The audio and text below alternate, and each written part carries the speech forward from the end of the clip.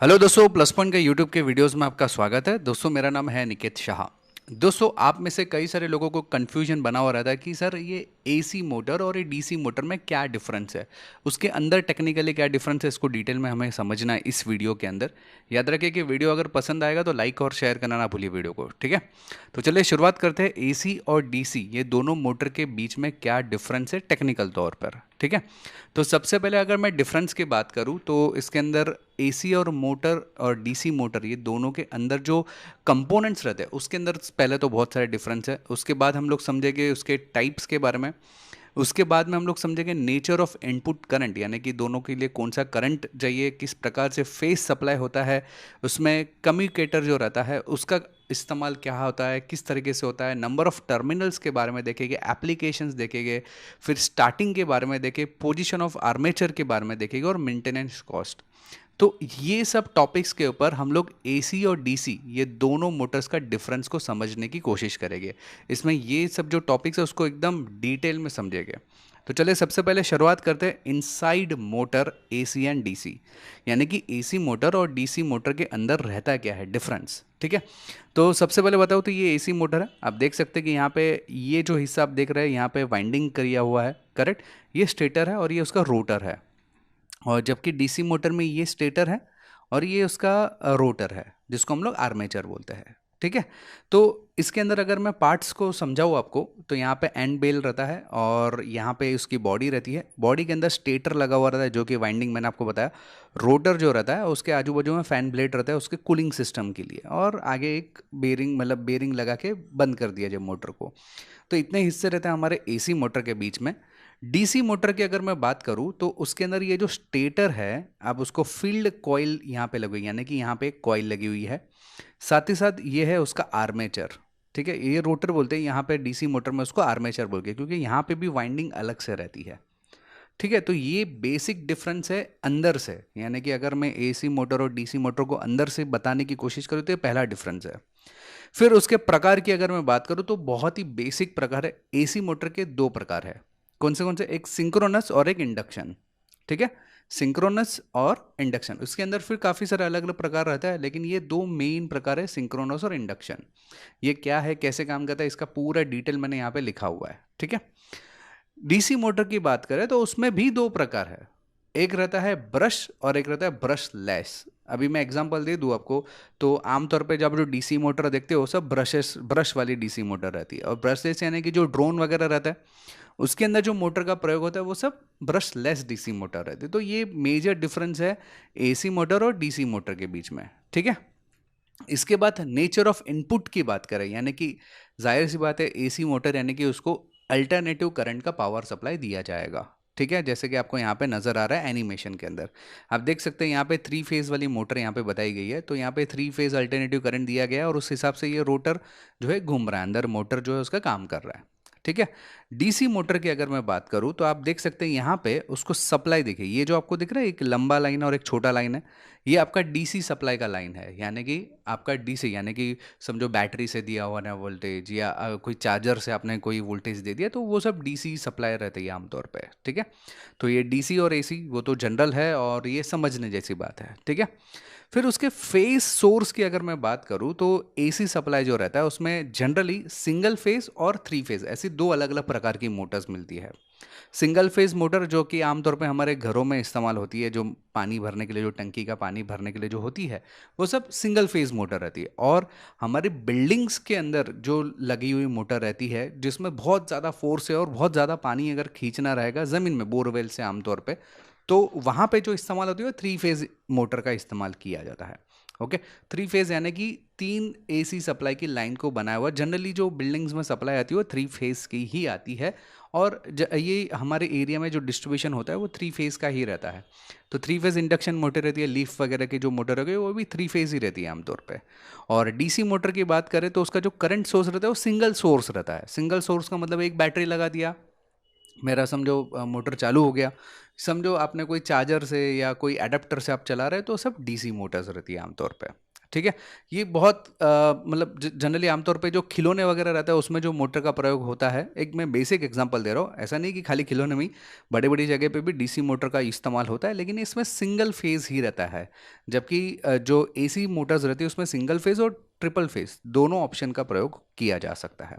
ठीक है। आगे बढ़ने से पहले दोस्तों जानकारी के लिए बता दो, हम लोग ने कई सारे ऑनलाइन कोर्सेज भी चालू कर दिए, जिसमें इलेक्ट्रॉनिक्स है, मोटर रिवाइंडिंग है, कंप्यूटर हार्डवेयर है, laptop repairing, mobile repairing, computer software, advance Excel, Tally जैसे कई सारे अनगिनत कोर्सेज चालू कर दिए। ये सब कोर्सेज अगर आपको करना है तो आप गूगल प्ले स्टोर से प्लस पॉइंट ट्रेनिंग और ब्रैकेट में न्यू ये नाम का ऐप डाउनलोड कर लीजिए, जिसके ज़रिए आप ये ऑनलाइन कोर्सेज सीख सकते हो। अधिक जानकारी के लिए जो व्हाट्सअप नंबर यहाँ पे दिख रहा है, इस पर केवल मुझे हाई का मैसेज डाल दीजिए, तो मैं पूरा ऑनलाइन कोर्सेज की डिटेल जानकारी आपको व्हाट्सअप के माध्यम से भिजवा दूंगा। दोस्तों चलिए शुरुआत करते हैं, अभी आगे बढ़ते हैं वापस। तो मैंने आपको बताया कि सप्लाई फेज सोर्स जो रहता है वो 3 फेज और सिंगल फेज एसी सप्लाई में रहता है, जबकि डीसी जो आमतौर पे सिंगल फेज ही रहता है, करेक्ट।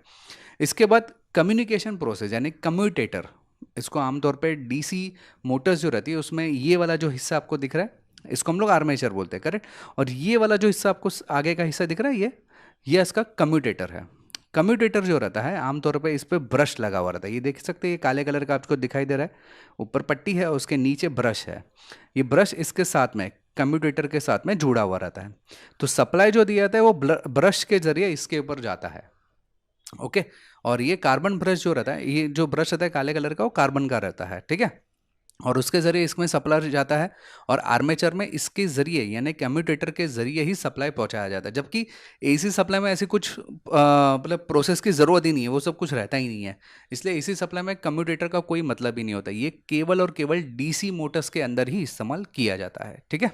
इसके बाद बात करें नंबर ऑफ टर्मिनल्स, तो एसी सप्लाई में जनरली 3 टर्मिनल्स होते हैं, जो कि हमारे आमतौर पे जो हमारा 3 फेज का जो लाइन रहता है वो इस पे, ये जो आप देख सकते हैं यहाँ पे 6 वायर्स आपको दिखाई दे रहा है, इसमें आर वाई बी यानी कि वाइंडिंग का स्टार्टिंग पॉइंट रहता है, एक वाइंडिंग का एंडिंग पॉइंट रहता है, इस तरीके से 3 वायर्स का कनेक्शंस रहता है, ठीक है। और उसके ऊपर हम लोग 3 फेज का कनेक्शन लगाते हैं, तो ये आर वाई बी के नाम से हम लोग इसका प्रयोग होता है। ये एसी सप्लाई की 3 फेज मोटर है। जबकि डीसी मोटर में केवल और केवल 2 ही टर्मिनल रहता है, एक पॉजिटिव का एक नेगेटिव का टर्मिनल, ठीक है। तो इस हिसाब से नंबर ऑफ टर्मिनल की बात करें तो एसी सप्लाई में 3 टर्मिनल और डीसी सप्लाई में 2 टर्मिनल, ठीक है। स्टार्टिंग की बात करें तो स्टार्टिंग में अगर एसी मोटर्स की बात करें, सेल्फ स्टार्ट नहीं रहती है, इसको स्टार्टर लगाना पड़ता है। स्टार्टर चाहे सॉफ्ट स्टार्टर लगा दो या वीएफडी स्टार्टर लगा दो। ये वीएफडी स्टार्टर बहुत ही इंपॉर्टेंट चीज़ है दोस्तों, अगर आप लोग चाहोगे तो कमेंट में लिखिए कि वीएफडी के बारे में सर वीडियो लेक्चर्स बनाए, तो मैं ज़रूर कोशिश करूँगा कि वीएफडी के ऊपर और डिटेल में वीडियोस बनाई जाए, ठीक है। तो ये आप देख सकते हैं कि वीएफडी के ज़रिए मोटर को स्टार्ट करवाया गया है और सॉफ्ट स्टार्टर जो है और इससे मोटर को स्टार्ट किया, ये दोनों ही एसी मोटर है। डीसी मोटर को स्टार्टर की ज़रूरत ही नहीं रहती है, ये केवल और केवल एसी मोटर्स के लिए ही स्टार्टर्स का प्रयोग होता है, चाहे वीएफडी या सॉफ्ट स्टार्टर, अभी जैसे एप्लीकेशन रहेगा ना वैसा इस्तेमाल किया जाता है, ठीक है। इसके बाद पोजीशन ऑफ आर्मेचर की बात करें तो इसको बहुत ही बेहतरीन ढंग से मैं अगर समझाऊँ तो ये एनिमेशन में आपको दिखाई देगा, द आर्मेचर इज स्टेशनरी, इसका जो आर्मेचर रहता है वो स्टेशनरी रहता है, ओके। और and the magnetic field rotates, ये जो मैग्नेटिक फील्ड रहता है ये रोटेट करता है और उसके हिसाब से अंदर का जो रोटर है वो घूमते रहता है। समझ में आ रही बात। जबकि ये एसी सप्लाई की बात हो रही है, एसी मोटर्स की बात हो रही है, जबकि डीसी मोटर की बात करी तो यहाँ पे आर्मेचर जो रहता है उसके अंदर ही कॉइल लगी हुई रहती है और इसकी वजह से मैग्नेटिक फील्ड जो रहती है वो स्टेशनरी रहती है और आर्मेचर जो है वो घूमता रहता है। इसको और थोड़ा डिटेल में समझते हैं, ये देखिए यहाँ पे आपको एनिमेशन दिख रहा है, ये एसी मोटर है, इसके ये फेज में वोल्टेज जनरेट हो रहा है, मतलब करंट आ रहा है, ठीक है। तो इसकी वजह से ये जो आपको रोटर है वो रोटेट हो रहा है, यानी कि मैग्नेटिक फील्ड घूम रहा है इसलिए रोटेट हो रहा है अंदर का रोटर। जबकि डीसी मोटर में ऐसा नहीं है, आर्मेचर जो रहता है यहाँ पे मैग्नेटिक फील्ड जो है फिक्स है, क्योंकि यहाँ पे चुंबक लगा हुआ रहता है, उसके लिए मैग्नेटिक फील्ड जो रहती है फिक्स रहती है और उसकी वजह से ये आर्मेचर जो है वो घूमते रहता है। तो ये दोनों में मेजर डिफरेंस है एसी और डीसी मोटर्स की बात करें तो। एप्लीकेशंस की बात करें तो कहाँ कहाँ पर इस्तेमाल होता है, तो जनरली एसी सप्लाई की जो मोटर्स रहती है, एसी मोटर्स रहती है, वो बहुत ही बड़ी बड़ी जगह पे इस्तेमाल होता है। आमतौर पे हमारे जो बोरवेल्स रहती है या पानी की मोटर्स रहती है जहाँ पे इंडस्ट्रियल एप्लीकेशंस या बहुत हैवी लोड का इस्तेमाल करते हैं, जनरली वहाँ पे एसी मोटर्स का हम लोग प्रयोग करते हैं। और डीसी मोटर्स हम लोग अप्लायंसेस के लिए यूज़ करते हैं, हमारे घरों में जो अप्लायंसेस रहते हैं आमतौर पे वो डीसी पे चलने वाले रहते हैं, या छोटे मोटे वर्क स्टेशन है, अभी जैसे पिज़्ज़ा हट आप जाते हो, पिज़्ज़ा वगैरह खाते हो, करेक्ट? तो उनका एक मशीन रहता है जो कि पिज़्ज़ा को गर्म करता है। एक साइड से वो लोग पिज़्ज़ा बना के रख देते हैं, दूसरी साइड से पिज़्ज़ा बाहर निकलता है, करेक्ट? बीच में ओवन जो रहता है, तो ट्रे को आगे करने का, जो खिसकाने का काम करता है, वो भी एक प्रकार की डीसी मोटर है। या आप समझो, आप डी मार्ट या मॉल वगैरह में जाते हो तो वहाँ पे समझो कुछ सामान परचेस करते हो, टेबल पर रखते हो, तो ऑटोमेटिकली वो टेबल का जो ऊपर कारपेट लगा रहा था ऑटोमेटिकली आगे चले जाता है। तो वो कैसे जाता है? तो डीसी मोटर्स रहती है। तो वैसे कई सारी जगह पे मैन्युफैक्चरिंग यूनिट में जहाँ पे छोटे छोटा यूज़ है वहाँ पे डीसी मोटर रहता है। बहुत ज़्यादा लोड है, बहुत ज़्यादा यूज़ है, तो आमतौर पे एसी सप्लाई का प्रयोग होता है। मेंटेनेंस की बात करें तो एसी मोटर की maintenance as compare to DC थोड़ी-सी ज़्यादा है।